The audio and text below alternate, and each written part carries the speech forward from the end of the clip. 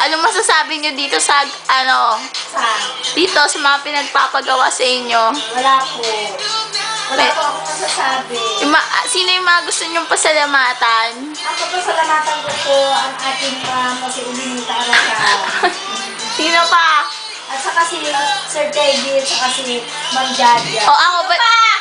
Si Ma'am Jaja, Eto pa. at saka si Ma'am...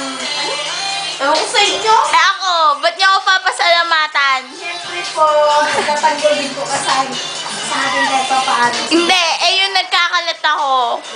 Ba't niyo ako papasalamatan? Kasi, Salamat po ako kay Ma'am Jaja dahil nagkakalat po para makapagtrabaho ko pa sa kanina.